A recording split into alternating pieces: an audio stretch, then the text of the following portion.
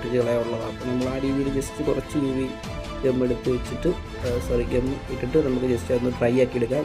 കുറച്ച് അങ്ങോട്ടും ഇങ്ങോട്ടൊക്കെ തെള്ളിയൊക്കെ ഇരിപ്പുണ്ട്. അപ്പോൾ അതൊക്കെ നമ്മളൊരു ബ്ലേഡ് യൂസ് ചെയ്ത് ഇച്ചിരി നീറ്റായിട്ട് കട്ട് ചെയ്ത് കളയുന്നുണ്ട്.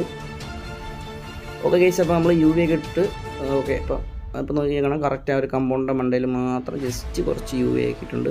അപ്പോൾ UV ഒക്കെ ഇട്ട് സെറ്റ് കംപ്ലീറ്റ് ആക്കിയിട്ടുണ്ട്. അപ്പോൾ നമ്മൾ ഇതുപോലെ തന്നെ ഈ ഒരു മദർ ബോർഡ് ബാക്ക് വശം നോക്കിയപ്പോഴത്തേക്കും ഇതേപോലെ ആ CPUവിൻ്റെ അടുത്തുള്ള തെർമൽ പേസ്റ്റ് ഒക്കെ ഓൾറെഡി ഒരു മാതിരി ആയിട്ടുണ്ട്. അപ്പോൾ നമ്മൾ കുറച്ച് തെർമൽ പേസ്റ്റ് ഇട്ടേക്കാം. കാരണം ഇനിയിപ്പോൾ ഇത് കൊണ്ടുപോയിട്ട് ഓവർ ഹീറ്റ് ഇഷ്യൂവോ CPU കംപ്ലൈൻറ്റ് ഒന്നും വരാതിരിക്കാൻ വേണ്ടി നമ്മൾ വീണ്ടും തെർമൽ പേസ്റ്റ് പുതിയത് അപ്ലൈ ചെയ്ത് സെറ്റ് ഫുള്ള് പാക്ക് ചെയ്ത് നോക്കിയപ്പോഴത്തേക്കും സെറ്റ് കംപ്ലീറ്റ് ആയിട്ട് ഓൺ ആയിട്ടുണ്ട്.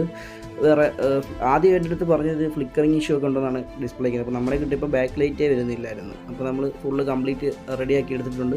അപ്പോൾ ഇതുപോലത്തെ കംപ്ലൈൻറ്റും കാര്യങ്ങളൊക്കെ നിങ്ങൾക്ക് ഉണ്ടെങ്കിൽ നമ്മളോട് കോൺടാക്ട് ചെയ്യുക. അപ്പോൾ അഡ്രസ്സും കാര്യങ്ങളൊക്കെ ഡിസ്ക്രിപ്ഷനിലായിരിക്കും.